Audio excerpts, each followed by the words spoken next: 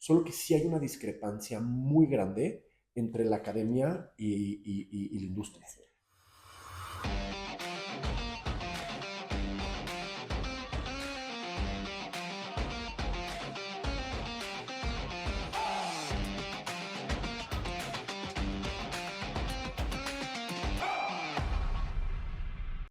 Buenos días, muchas gracias a todos ustedes por estar aquí en el siguiente episodio de ¿Qué sigue?, donde hablamos sobre innovación. El día de hoy tenemos como invitado a Ari Schwartzman, el fundador y CEO de Schwartzman Global. Ari, muchas gracias por estar aquí Muchas con gracias por la nosotros. invitación, Caro. Gracias. No, ¿de qué? Pues para los que no saben todavía qué es Schwartzman Global, platícanos qué es. Con muchísimo gusto, Caro. Schwarzman Global nace por la necesidad de el típico dicho que todo cambia todo el tiempo y que la única constante es el cambio. Entonces, ya a lo largo de varios años, Schwarzman Global lo que ha hecho es facilitar el cambio o transformación personal y organizacional.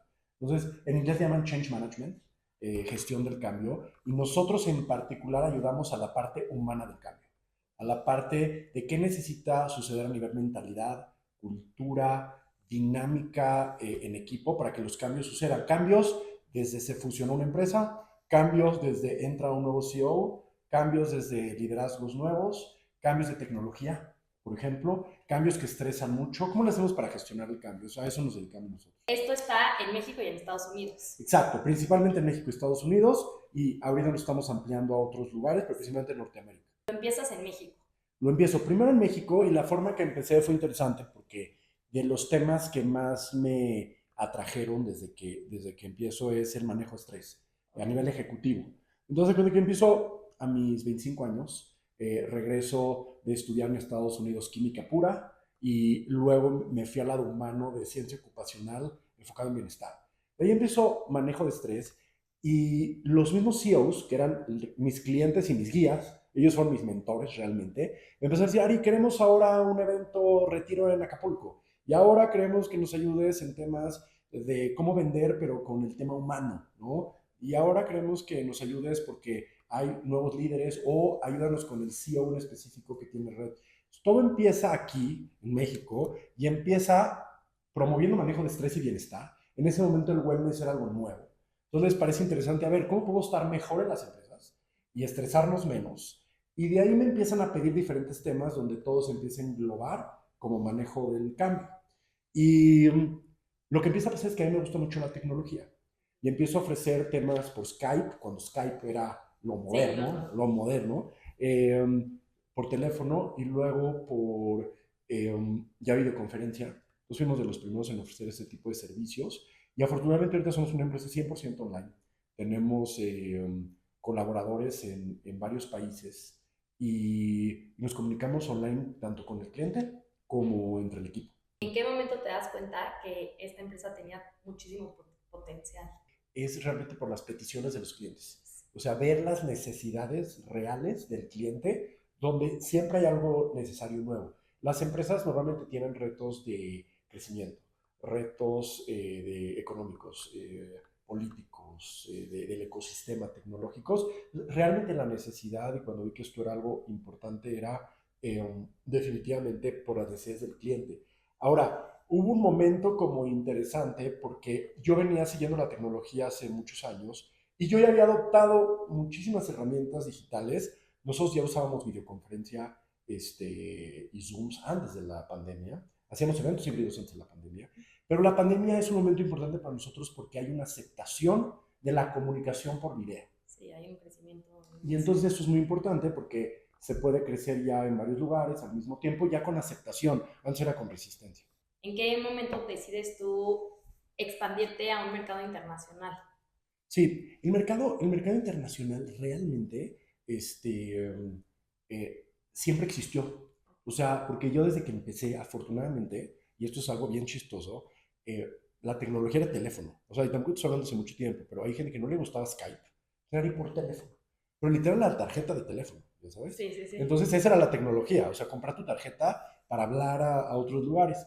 Entonces, a mí me pasó de que mucha gente la pude apoyar. Ahí era yo, todavía no estaba con el equipo, ¿no? Y de hecho, ¿sabes qué me pasaba? Que era chistosísimo. Que ayudaba, por ejemplo, a un CEO de Estados Unidos, ¿no? Hispano, normalmente sí eran hispanos en ese momento. Y era por teléfono, me decía, yo prefiero por teléfono, ¿no? Va, perfecto. Y de repente venía a México 6 meses después, me decía, Ari, te quiero conocer. Y nos conocíamos las caras 6 meses después, pero ya habíamos hecho proyectos juntos, etcétera. Pero sí hay esta parte donde en la empresa siempre ha habido, en mí y ahora en el grupo, mentalidad digital. Cuando formalizamos la parte internacional, es cuando decido, en la pandemia, abrir Shortfall Global LLC, formalizar, digamos, esta empresa internacional con sede en Miami, en Florida. Y eso sí cambia todo porque se abren muchas oportunidades, empezamos a tener más alcance y pero fue como un sentimiento interno, aunque realmente siempre fuimos internacionales, realmente. ¿Cuál dirías que es la importancia de, pues, por ejemplo, el networking para abrir una empresa nueva? Todo. O sea, el networking es todo, la construcción de relaciones es todo. Si hacemos un ejercicio todos en cualquier proyecto, todos pueden atribuir el éxito de un proyecto a unas cuantas personas con las que te reuniste. ¿Sabes? Entonces, el hacer networking, el poder realmente construir tus relaciones, sobre todo que tenga que ver, ¿no? Y muchas veces vas a un networking o a un café o un desayuno y dices, bueno, no sé si fue la persona o el tema que pensaba, y luego esa persona te presenta a alguien más. Entonces, nunca hay una reunión que no tenga sentido, nunca es pérdida de tiempo. Por eso el encuentro humano, por más que yo sea pro tecnología, nunca he dejado de hacer networking y en persona, o sea, personal. El networking hace esto, te abre tus puntos de contacto, el networking te abre la mente, el networking hace que personas que están pensando en ti te presenten a las personas correctas. Finalmente todo pasa por decisiones que se dan por ese tipo de interacciones. Tiene un papel gigantesco, gigantesco. Sí. Y tú como CEO de tu empresa, pues eres un líder. ¿Cuáles serían tus recomendaciones para el líder de una empresa? El líder de una empresa, y cada quien tiene sus etapas, ¿no? Y yo tengo mis etapas y sigo creciendo, obviamente. Yo siento que el líder primero necesita tener una pasión por lo que hace, un interés, un porqué, ¿no? O Sí. sea, como Simon Sinek en TED Talk dice, start with why. O sea, tenemos que empezar por el porqué. Si tienes un porqué grande, entonces va a existir esa motivación de ir a través de los obstáculos que es normal tener. Y esa es la etapa del líder donde encuentra su porqué, encuentra su servicio, su producto. Y luego obviamente es muy importante para el líder que ya en cierto momento capacite a más personas para que lo puedan apoyar y la puedan apoyar a crecer. El papel del líder es crear estas conexiones. El papel del líder es facilitar que las cosas sucedan, ¿no? O sea, el líder realmente es que te sigan y abrir el camino. Para mí es que te siga tu equipo, tus clientes, tus colegas y que abras el camino y eres esta persona que facilita que todos tengan lo que necesitan tener para poder seguir al siguiente nivel. Las habilidades que dirías que son fundamentales para ser un CEO. Poder, obviamente, rodearte de la mejor gente, rodearte de expertos, expertas, que pueden formar parte de tu equipo, pueden ser asesores externos, la parte de delegar, siento que, y capacitar, siento que ser un buen coach interno es muy bueno. A mí me ayudó ser un coach para mis clientes, para luego volverme coach de mi equipo, que ha sido increíble, ha sido increíble. Los lunes para mí es estar con el equipo, comunicarme con el equipo, tener sesiones literal de coaching interno y mucho ya es por escrito en nuestros canales internos de comunicación. Y esa habilidad de coaching interno es gigantesca con el equipo. Y yo te diría que hoy en día la habilidad del CEO, y esto sí es nuevo, siempre ha sido importante, pero creo que ahorita es más importante, es la habilidad de saber apalancarse de tecnología. O sea, hoy en día siento que ya no es opcional y el CEO va a decidir qué expertos, qué equipo y qué tech. Porque la tecnología sí la inteligencia artificial y las automatizaciones sí van a jugar. Entonces, el CEO necesita ya volver la empresa, no te diría que totalmente con inteligencia artificial, pero sí guiada por inteligencia artificial y por automatización. Que eso es algo que hace 10 años No no era tan existía. importante, Ajá. sí. Siempre es importante, pero no tanto. Pero Ujú. otra de las cosas que creo que a las empresas o a los líderes les cuesta mucho trabajo en, pues, en reuniones y así es la toma de decisiones.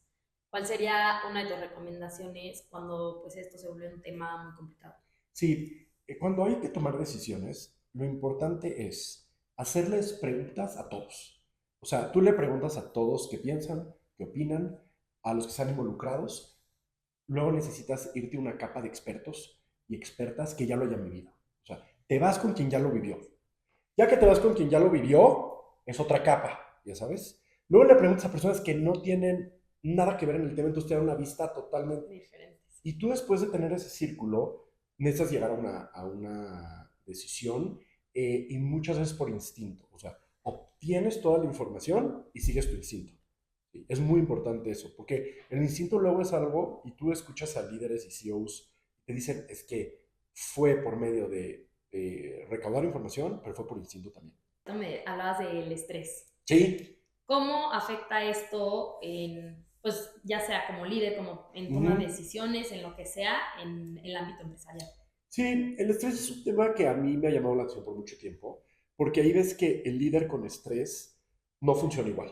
O sea, ese es un tema, de hecho, la sangre baja de la parte ejecutiva a la parte más básica, reptiliana del cerebro, se tensan los músculos, nos ponemos en estado de alerta, entonces no quieres a alguien tomando decisiones así. Es por eso que lo que quieres de líderes es que sí se mantengan alertas porque sí quieres un poco de estrés, no quieres a todos muy relajados, pero no los quieres en un estrés que el organismo se esté desbaratando, ¿no? Que se esté desalineando. Entonces el estrés es como este medidor donde hay que llevarlo al punto medio. Normalmente con líderes nunca están relajados, es más hacia el otro lado. Entonces es importante que la persona tenga una rutina en la mañana, en la tarde, en el fin de semana, donde regrese un punto de equilibrio. El cuerpo aguanta mucho estrés, ¿eh? Nada más que lo tienes que regresar, lo tienes que relajar. Entonces, normalmente si tú estresas, relajas, no hay problema. Si tú estresas y no relajas, ese es el problema. Por eso la práctica de mindfulness, por eso la práctica de mini relajaciones, por eso la práctica de atención plena, por eso ya hay mucho más conciencia en las empresas y hay capacitación de ese tema. Entonces, estamos viendo generaciones nuevas mucho más conscientes, menos estresadas en cierta forma. Eh, y para los líderes es muy importante también, si hay alguien muy relajado, que sepa también cómo llevar su cuerpo o estar un poco más alerta, que es posible que también se requiera, ¿no? Entonces el estrés no siempre hay que bajarlo, hay veces que hay que subirlo. Sí, Sí, a veces es bueno. sí. He visto ya muchas empresas que están integrando los mental health days. ¿Qué opinas tú de esto? ¿Crees que es algo bueno? Bueno, a mí me encanta, de hecho, afortunadamente, yo cuando estaba en la maestría hace bastante tiempo en Colorado, la materia optativa yo elegí bienestar. Y era algo que no se hablaba, ¿eh? No se hablaba. Sí. No se hablaba y empezamos a hacer experimentos en empresas de tener estos días, estos retiros, este mindfulness, etcétera, y funciona extraordinario. Ahora, hay un tema interesante con las nuevas generaciones. La generación millennial, digamos que empezó la generación X y Baby Boomer como que tenían el hábito de lo que sea necesario. ¿Sabes? Vamos por el trabajo, lo que sea necesario. La generación millennial, lo que empieza a suceder es de que empiezan a ver más balance vida-trabajo, ¿no? Ahora con la generación Z, ya el lenguaje es salud mental, mental health, es voy a hacer mi tiempo para mi retiro, para mi yoga, para esto, y realmente sí hay un approach diferente. Entonces yo te diría que siempre ha sido importante, en lugares como Japón lo llevan practicando mucho tiempo, en otros lugares, ya el occidente ya lleva algunos años y ahorita va a ser muy importante como parte de la cultura. Entonces yo ahorita lo que te diría es de que ya no sea algo como, wow, nos trajeron algo de mental health, no, no, es parte. Así como es la junta de trabajo, yo creo que va a llegar un momento donde ya no vamos a distinguir y lo vamos a ver como, es igual de importante y la siguiente generación ojalá ya esté tan integrado que ni se dé cuenta que es algo bueno, así es. ¿No? Sí, así tiene Así que es. ser. Sí. ¿Has tenido clientes de estas diferentes generaciones? Sí, he tenido generaciones de top. ¿Cómo se diferencia? Mira, la generación baby boomer, que ahorita realmente tienen los puestos, ya sea, puede ser que tengan puestos directivos, eh, puede ser que sean dueños de estas empresas, o que estén en los boards, ¿no? En los consejos. Es una generación donde es un cliente donde se va al objetivo, ¿sabes? Son una generación que pueden sacrificar mucho, es una generación que hay pocos tech, o sea, hay algunos, Ajá. pero hay una gran resistencia a la tecnología. Eh, pero si tú ves su disciplina, wow.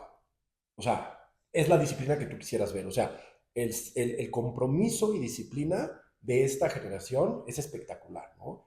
La generación X es una generación que se empieza a volver un poco más flexible, ya nace con un poco más, o sea, tienen prepa, universidad, ya más tecnología.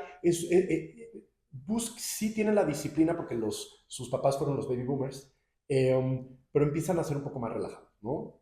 Pues, son finalmente los papás de los millennials, empiezan a ser un poco más relajados. Ellos ya empiezan a ver flexibilidad de sí mete el bienestar, sí mete esto, empiezan a meter más del otro y empiezan a explorar más. El millennial ya trae, el ex es bastante disciplinado, o sea, sí se va a la disciplina. Lo que empieza a pasar con la generación millennial, que muchos se confunden, que los pueden percibir como que no les interesa, sí les interesa, pero empiezan a confrontar a los X, ya sabes, y empiezan a hablar idiomas diferentes. El millennial lo que ya tiene diferencia que el X es que el millennial sí va a elegir mucho más balance vida-trabajo que un logro profesional. ¿Ves? Nada más que todavía hay ahí algo donde no es una generación Z que tiene clarísimo. La generación millennial es más como esta generación transitoria para llegar a la Z en donde ya son totalmente tech, donde ya el negocio lo ven que claro que sí online, totalmente. Millennials hay muchos interesantemente que no están muy metidos en la tecnología, pues porque hay millennials de 40 años, Sí. ¿sabes? Y yo te diría que lo que ves en generación millennial y Z es mucho más énfasis en calidad de vida y bienestar, mucho más de vamos a colaborar, compartir, etcétera, pero también ves que no van a sacrificar su salud Su mental tiempo. y su Ajá. tiempo por, por la beta. Mientras que el X, el baby boomer, sí. Entonces, a mí lo que me ha gustado ver en las empresas es la mezcla. De hecho, hemos hecho dinámicas de integración intergeneracional y es fascinante verlo. ¿Por qué? Porque ninguna generación en sí tiene todo. O sea, es la Cada uno se integración. puede Sí, complementar. sí, sí, sí, totalmente. Los que quieren emprender, innovar, ¿cuál sería como un consejo fundamental para ellos? Lo primero, si uno quiere acortar la curva de aprendizaje, es tener buenos mentores. O sea, personas que ya pasaron por ahí, ¿no? Entonces, ahorita hay muy buenos mentores.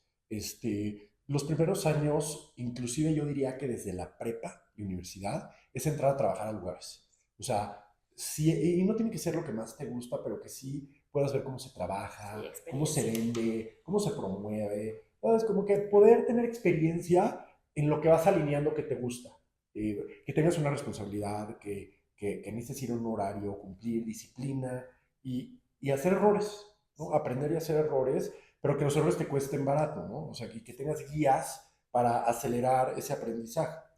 Y conforme uno está, yo te diría aquí en la universidad, yo recomendaría ya empezar proyectos personales. O sea, aparte de estudiar, si ya uno tiene medio claro lo que quiere, empezar a vender un servicio, empezar a vender un producto, porque entonces empieza a hacer cosas como, tengo que cobrar, tengo que vender, necesito manejar frustración. Si no se aprenden esos años, ya sabes, de 20, 25, 28, que es justo esa época universidad y postuniversitaria, ya luego les cuesta mucho trabajo, porque nos ha tocado ayudar a muchas personas a transicionar eso, mejor en esa época universitaria. El mejor tip es empezar el propio proyecto, lo que sea, pero que sí tengan que pasar por toda la cadena de aprendizaje y frustración de la vida real de tener cualquier proyecto, ¿no? Y para formar un equipo, Y el equipo exitoso, y cada grupo será un equipo exitoso, es normalmente tener estilos diferentes, tener estilos diferentes. Yo te diría que nacionalidades diferentes. Yo te diría que sea diverso el grupo. Nuestra fuerza es que somos interdisciplinarios, tenemos de todas las disciplinas, literalmente lingüistas, psicólogos, comunicólogos, tenemos especialistas en tecnología, entonces los proyectos los podemos abordar tanto individuales como... Yo recomendaría que ahorita también muy importante equipos que estén remotos también. O sea, ya necesitamos estar cómodos con que parte del equipo no esté presencial, ¿no? Va a ser fundamental eso, fundamental. Entonces yo te diría que sea diverso, que tengan diferentes niveles de experiencia y de tiempo, edades, nacionalidades, disciplinas y sobre todo que tengan un compromiso a genuinamente aprender y crecer. O sea, tú sabes que va a ser un buen equipo cuando todos quieren aprender. O sea, el querer aprender y contribuir, eso es una parte clave. Y obviamente llegar al resultado. O sea, que todos puedan llegar al resultado. Platícanos alguna anécdota, una experiencia que hayas tenido en Schwartzman Global con Ujú. algún cliente o sea, que dirías que la gente tiene que escuchar. 100%, 100%. Mira, normalmente, experiencias, normalmente, te voy a dar un ejemplo, ¿no? Tuvimos un cliente, nosotros nos caracterizamos por ser muy flexibles y siento que eso ha sido nuestra fuerza, ¿no? Entonces nosotros, imagínate que 100% es online. Muchas veces no ves al equipo, no ves a la persona. Una vez el equipo estaba ayudando a un CEO y el CEO estaba viviendo un momento impresionantemente complejo. Y el CEO estaba cruzando la frontera México-Estados Unidos, ¿ok? En coche. Y literalmente estaba yendo a una reunión donde era importantísimo que llegue preparada la persona, ¿no? Y nos llamó una hora antes. Oye, Ari, ¿quién puede? Le armé un equipo. Dos personas entraron a era videoconferencia, pero sin video porque estaba manejando. Lo puso ahí en el coche con sus audífonos. Literalmente, en lo que iba a la reunión, o sea, en lo que iba a la reunión, estaba el equipo armado, estaban las personas asesorándolo. En lo que cruzaba la frontera, nos dijo, espérenme, me están checando mis papeles. Y logró llegar a la reunión y en lo que cruzaba la frontera lo pudimos capacitar para que llegue y le fue muy bien en la reunión.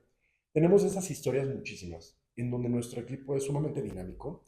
Ensamblamos al equipo interdisciplinario literalmente en horas y podemos estar donde esté la persona. Hemos dado ayuda mientras la persona esté en barcos, mientras esté esperando el avión, mientras va a entrar a la reunión, cruzando fronteras, literal en coche, o sea, obviamente siempre cuando esté seguro y manejando con sus manos libres y con atención, en sus vacaciones. Entonces, algo que hacemos muy bien es de que nos adaptamos al ritmo del cliente. Entonces, tenemos muchísimas anécdotas en lugares así remotos, en ese momento que se necesitaba poder ayudar. Y ahorita te voy a hacer unas preguntas que te hicieron a través de nuestro Instagram. Claro que sí. Para los que no saben, siempre a través de nuestro Instagram le pueden hacer preguntas a nuestro siguiente invitado, que nuestro Instagram es @ilan.lat, que esto me recuerda en dónde los pueden encontrar ustedes en redes Sí, sociales. ya tengo con mi nombre Ariel Schwartzman, que ahí me pueden taggear. Estoy en LinkedIn, estoy en Instagram, estoy en TikTok, estoy en todo. Ariel Schwartzman.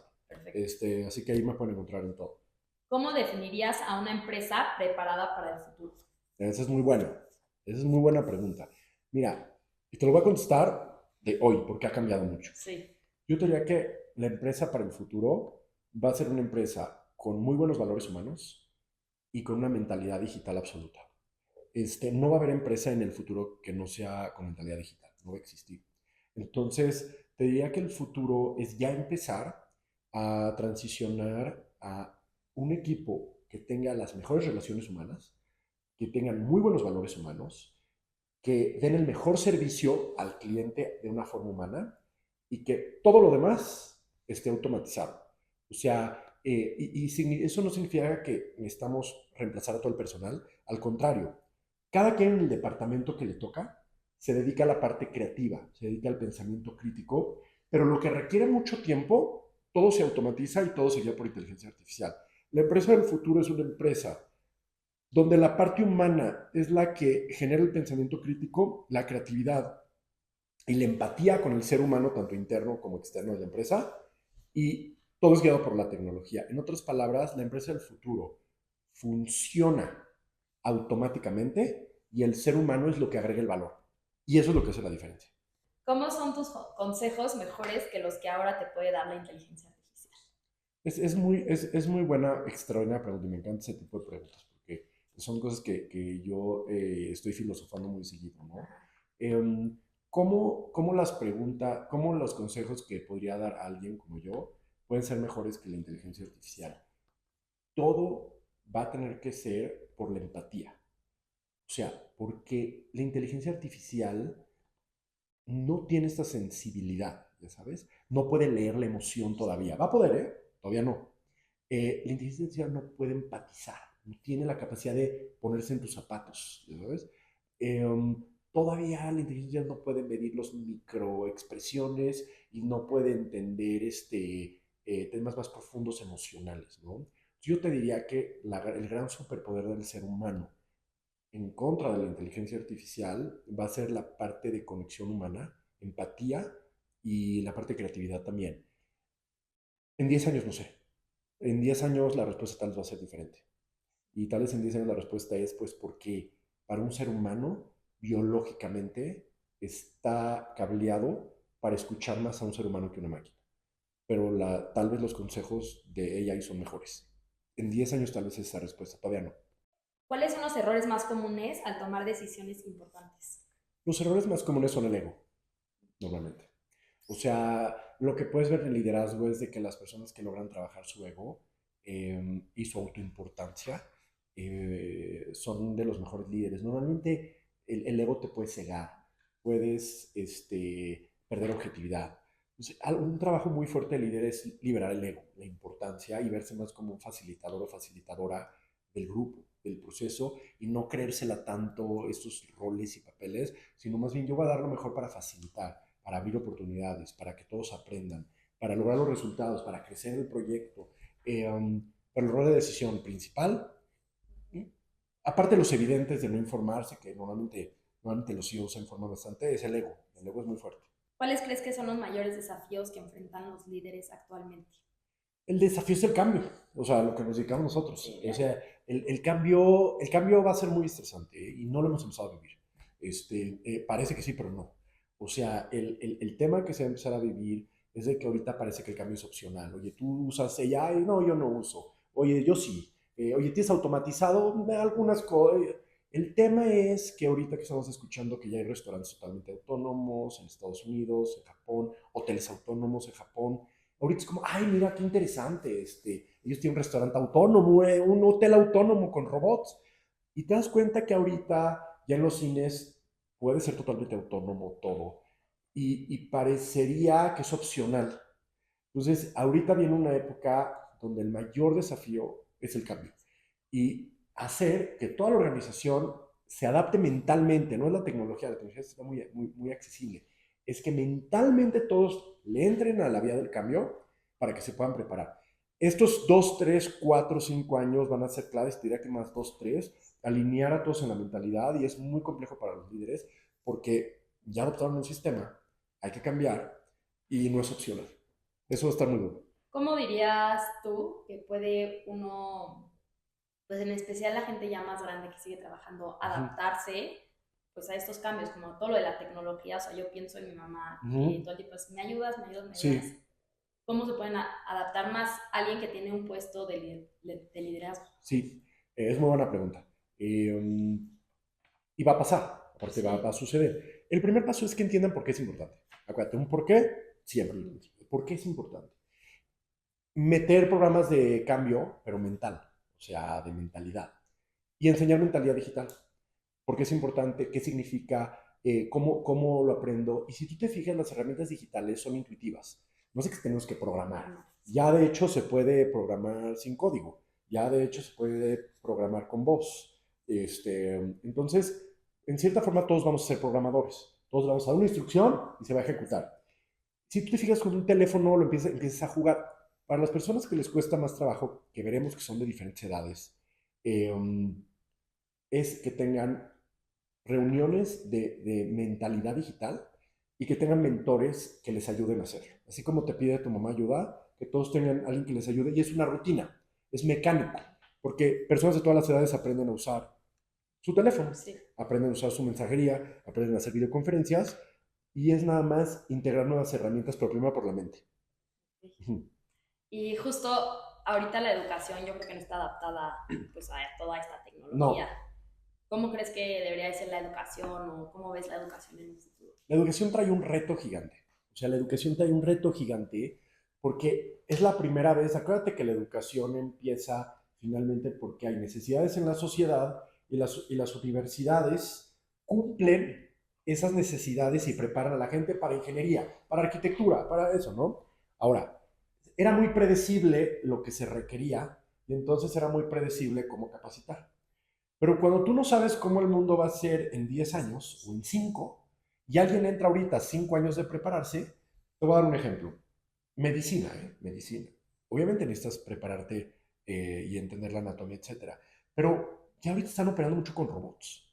Entonces, ¿cómo cambia la educación de alguien en medicina? ¿Cómo cambia de alguien donde ya la inteligencia artificial te da la información, los cálculos, ¿no?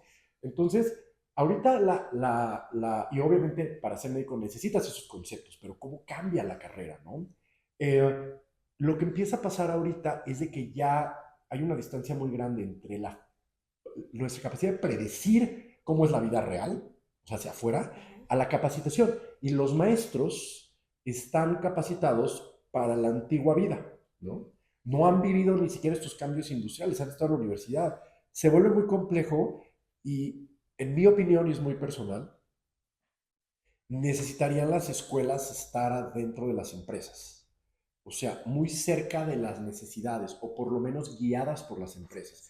Porque ¿quién marca la tendencia? Las empresas Sí. más avanzadas. Entonces, es que estamos necesitando que la persona sepa utilizar y hacer prompts de inteligencia artificial, etcétera. Y entonces el maestro se toma 2 horas, el ingeniero de ahí para dar clase. Entonces, yo creo que las escuelas, para poder acortar este espacio entre poder predecir y poder enseñar, es de que por lo menos un componente importante suceda en las empresas, que tengan un componente tecnológico, ya sea por vía remota, para que les digan qué está pasando en el mundo real, qué retos hay, y entonces poderse capacitar. También creo que ya va a ser sumamente importante que todas las carreras tengan el aspecto de inteligencia artificial. O sea, cómo AI va a afectar todas las industrias, cómo AI va a ser disruptor, Sí. ¿no? Entonces ahorita necesitamos tener a futuristas de empresas de esa industria que jueguen al futuro para ver cómo van a necesitar prepararse. Es un gran reto, ¿eh? Es un gran Sí, reto. es muy cerca de las empresas. ¿Sí? ¿Qué habilidad crees que pues todo estudiante que está saliendo de la universidad debería de tener? Más ahorita que aplicas con un trabajo y te das cuenta y dices, no, o sea, no sé nada de de los requerimientos que me están poniendo. Mm. ¿Cuál sería como uno que dirías Mira, una fundamental? vez Albert Einstein, creo que fue él el que dijo que la medida de la inteligencia es nuestra capacidad de cambiar. Entonces yo te diría que ahorita nuestra capacidad de cambiar. O sea, a ver, antes programabas con tu código, ¿cómo eres para programar sin código? ¿No? Eh, antes finalmente usabas esta herramienta, ahora necesitas usar esta otra. Ahora necesitas sacrificar eso que te gustaba de hacerlo a mano y necesitas hacer todo con Sí, inteligencia artificial. Yo diría que la habilidad de cambio y también la habilidad de poder aprender rápido, la habilidad de poder adaptar un nuevo lugar de trabajo, de personas y volverte súper especialista en algo. O sea, creo que eso siempre ha sido una verdad. Te vuelves súper especialista en algo, te enteras de las publicaciones de la industria, de la investigación, de qué está disponible y entonces tú puedes ir marcando ese cambio. O sea, ¿qué quisiéramos idealmente? Que los que salen de la universidad sean los que generen el cambio. Eso es lo que quisiéramos. sí. Si solo pudieras dar un consejo, ¿cuál sería? Si yo pudiera dar un consejo es el rápidamente entrar, para los universitarios, ¿no? Porque, ok, Sí, para los universitarios. entrar al mundo real. Desafortunadamente el mundo académico, digo, es muy divertido. Yo hice muchos años de carrera maestría en Estados Unidos, me encantó, lo disfruté, solo que sí hay una discrepancia muy grande entre la academia y la industria. Sí. Entonces yo, un consejo, lo antes posible, empieza tu proyecto.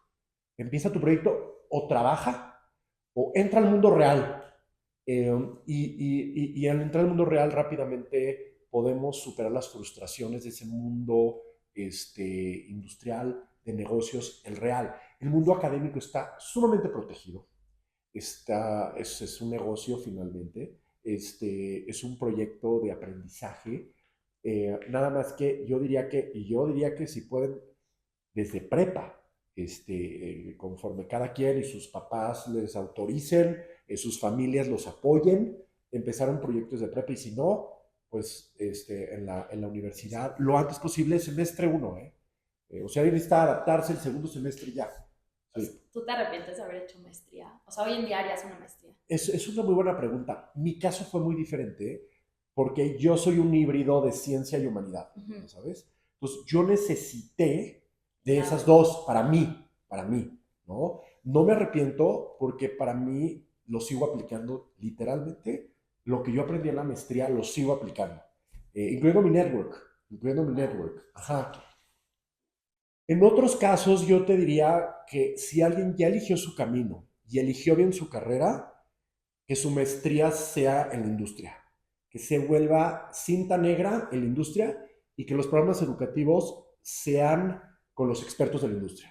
O sea, que hagan su propia maestría, ¿sabes? Yes. Haz tu propia maestría y vete 2 semanas al mejor centro de robótica, etcétera. Que hagan su propio programa educativo.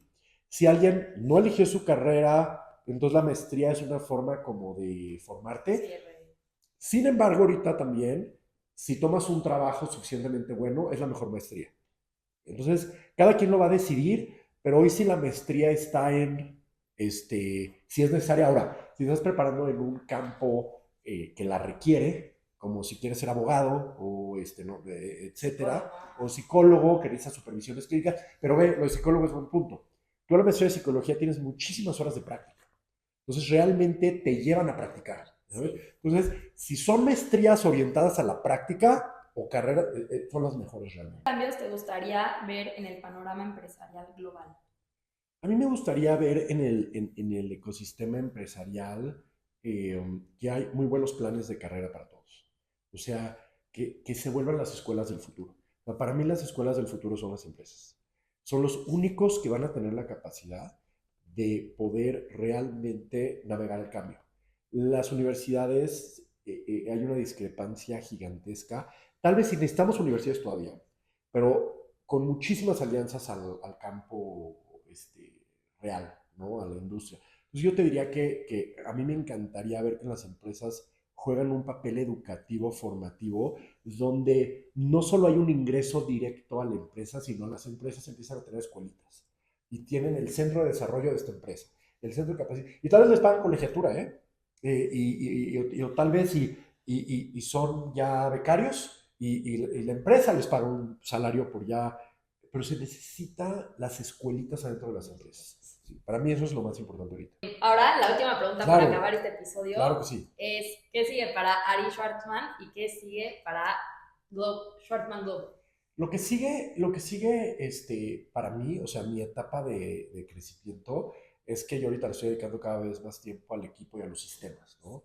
Entonces, eso, ahí está la mayor parte de mi energía. Por supuesto, mis clientes, eso es algo que siempre estoy muy conectado con mis clientes, aprendiendo, escuchando, etcétera. Muy involucrado con el equipo y los sistemas.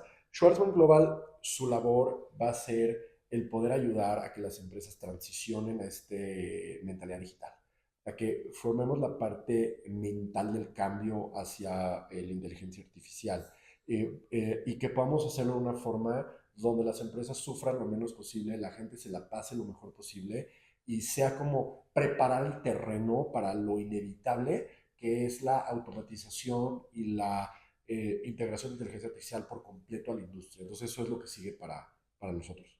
Buenísimo. Pues Ari, muchas Mil gracias, gracias. Caro, por la No, invitación. gracias a ti por venir y Mil gracias a todos gracias. ustedes que nos están escuchando. Muchas gracias a todos.